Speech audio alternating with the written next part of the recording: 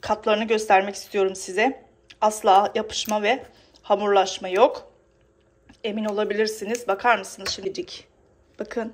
Bakın. İncecik katlar. Yani bildiğiniz su böreği, hiçbir farkı yok. Emin olun çok lezzetli. Gerçekten çok lezzetli. Herkese merhaba, mutfağıma ve kanalıma hoş geldiniz. Bugün sizlerle birlikte bu videodan itibaren su böreği tarifinde özellikle yeni bir devrim başlatıyorum. Ve kesinlikle oklava kullanmıyorum. Nasıl mı yapıyorum birazdan göreceksiniz. Aradaki püf noktaları kaçırmamanız için videoyu atlamadan izlemenizi tavsiye ediyorum. Ve hemen tarife geçiyorum.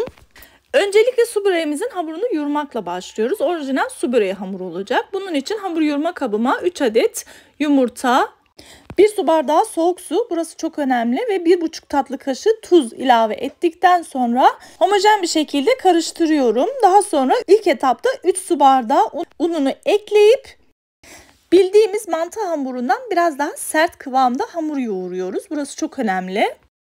Evet, 4. su bardağımı unumu da ekledikten sonra yoğurmaya devam ediyorum. Bu hamur için toplamda 5 su bardağı un kullandım. Unun miktarı kalitesine göre değişkenlik gösterebiliyor. O yüzden lütfen kontrollü bir şekilde eklemenizi tavsiye ediyorum. Birazdan nasıl bir kıvam olduğunun püf noktasını size söyleyeceğim. Evet, 5. su bardağı unumu da ekledikten sonra hamurumu tezgahın üzerine alıyorum ve kıvamını daha iyi hissedebilmem için bu hareketlerle toparlıyorum. Evet arkadaşlar, bu noktaya dikkat edelim lütfen. Elimizi böyle sıkarak yumruk yaptığımız zaman kontrol ediyorum ve kıvamının aynı elimin dokunduğum tarafı gibi yumuşaklıkta olması gerekiyor. Burası çok önemli. Bu arada 5. su bardağımdan sadece bu kadar un arttı. Evet, gördüğünüz gibi hamuru biraz toparladıktan sonra glutenini çabuk salması için ve kolaylıkla kıvam alabilmesi için üzerine örtüyorum ve sadece ortalığı toparlayana kadar 2 dakika bekletip tekrardan bu hareketlerle yoğuruyorum. Burası çok önemli. Hamurumuzu özellikle oklava değil de başka yöntem ile açacağımız için çok kaliteli bir hamur olması gerekiyor.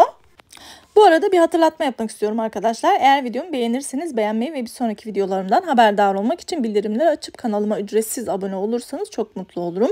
Yorumlarınızı da çok merak ediyorum. Beni yorumsuz bırakmayın inşallah. Bir de beni diğer sosyal medya hesaplarımdan da takip etmek isterseniz eğer Rahma Baylan olarak aramanız yeterli olacaktır.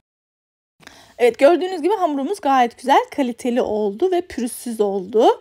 Şimdi tekrar kıvamını kontrol ediyorum ve hamur kartı yardımıyla 4 eşit bezeye bölüyorum ve her bezeyi elimle yuvarladıktan sonra kenara alıyorum.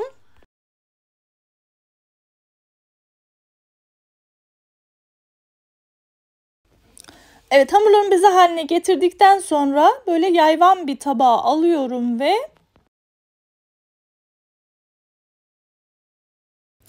1 yemek kaşığı eritmiş olduğum tereyağının üzerine yarım çay bardağı da sıvı yağ ekleyip bezelerimin üzerine kaşıkla gezdiriyorum.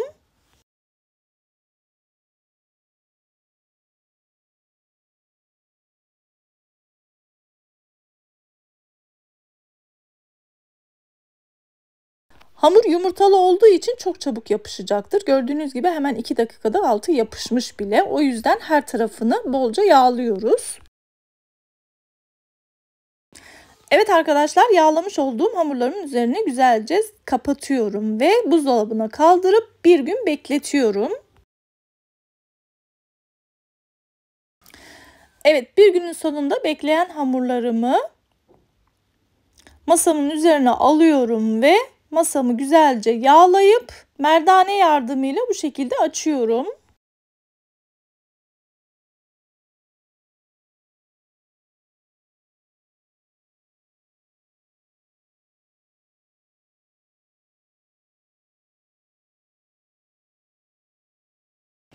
Evet, gördüğünüz gibi o sert hamur bir gün boyunca böyle dinlendikten sonra gayet güzel açılıyor. Bakar mısınız açılışa, ve asla yırtılmıyor. Siz de görüyorsunuz, aynı elastik kıvamda oldu. Takipçilerim bilir, daha önceden de çok izlenen haşlamadan yaptığım su böreği tarifim vardı. O da çok sevildi ama bazı arkadaşlarımız tabii ki oklavayla açmasını bilmediği için çok kolay olsun diye bu yöntemi geliştirdim. Kesinlikle 10 numara 5 yıldız oldu. Emin olabilirsiniz diyorum ve kesinlikle yapın ve sevdiklerinizle paylaşın diyorum. Muhteşem bir börek oldu. Evet, gördüğünüz gibi ilk hamurumu bu yöntemle açtıktan sonra hazırlamış olduğum maydanoz ve beyaz peyniri her tarafına dengeli şekilde yayıyorum. Özellikle böyle genişçe serpmemiz gerekiyor ki pişme aşamasında katlar birbirine yapışmasın. Evet, bu aşamada yufkamın bir ucundan başlayarak çeke çeke, özellikle orta kısmını çeke çeke bu şekilde rulo yapıyorum.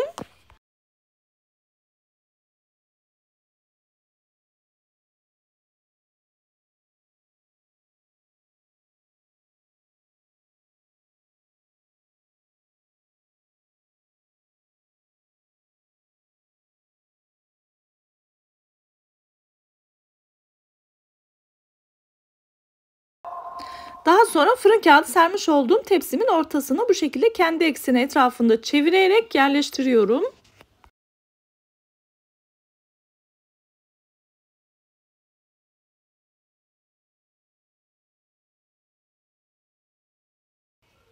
Hamuru açarken yırtılmaması için masadaki pürüzleri bu şekilde temizleyerek ikinci yufkamı açmaya devam ediyorum.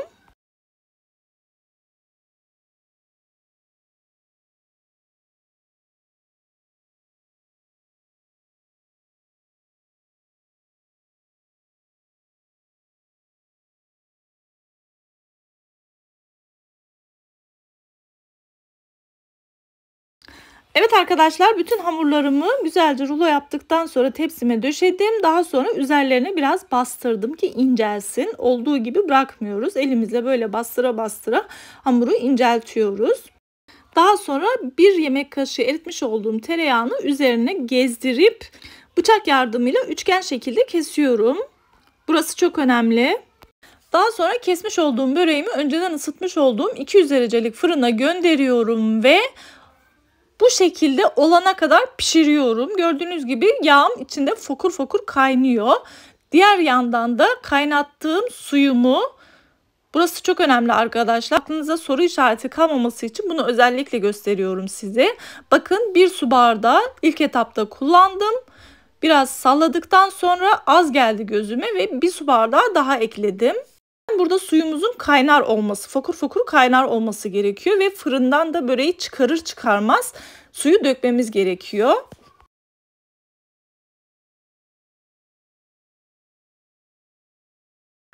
Bu aşamada suyun yeterli olduğunu düşündüğüm için geri kalan suyu ayırdım. Ama inanın, tepsiyi fırına götürene kadar börek suyu çekti. O yüzden geri kalan suyu tekrar üzerine döktüm fırında.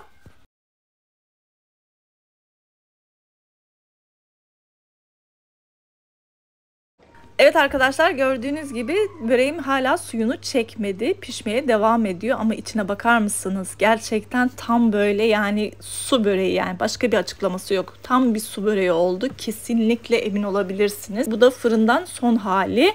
Böreğim pişti ve gördüğünüz gibi altı gayet güzel kızardı. Evet arkadaşlar, gördüğünüz gibi böreğimi fırından çıkardım. Hem altı hem üstü gayet güzel pişti. Şöyle hemen göstermek istiyorum altını. Bakar mısınız? Of of of of. Şuraya bakın. Üstünün çıtırlığına, yufkaların incecikliğine bakar mısınız? Gerçekten muhteşem görünüyor. Şuraya bakın. İnanılmaz güzel görünüyor. Bakar mısınız? Oy oy oy oy. Şuraya bakın. Of of of. Gerçekten çok güzel görünüyor. Tadına bakmak için inanılmaz sabırsızlanıyorum. Şöyle hemen sıcak sıcak dayanamayacağım. Bakacağım. Şöyle en çıtırından almak istiyorum. Bismillahirrahmanirrahim. Çok sıcak. Şu kenarlara nasıl su böreği olduğu belli oluyor. Zaten incecik katlı su böreği diyeyim ben buna.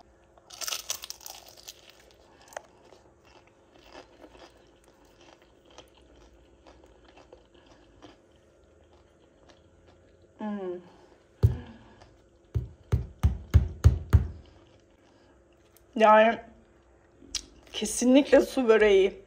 İnanılmaz lezzetli. Şuraya bakar mısınız? Katlara bakın. İncecik. Of of of of. Gerçekten yani en lezzetli kolay su böreği diyebilirim. İnanılmaz güzel oldu ya.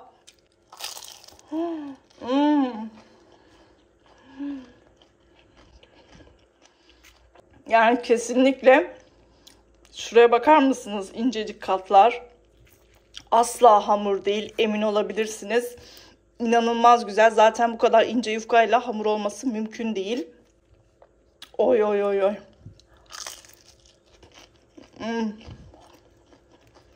Lütfen yapın. Lütfen bunu bu şekilde yapın ve sevdiklerinizle paylaşın. Ve lütfen bana Instagram'dan yorum yapın. Yani inanılmaz güzel bir şey oldu. Gerçekten şiddetle tavsiye ediyorum.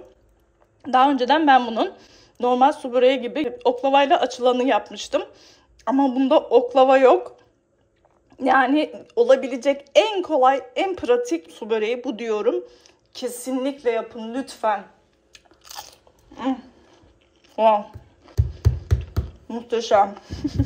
Ay bakın. Ay of of. Allah'ım sana geliyorum. İçinin ay çok güzel.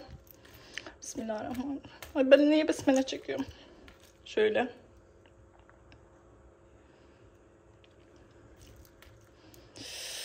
Of.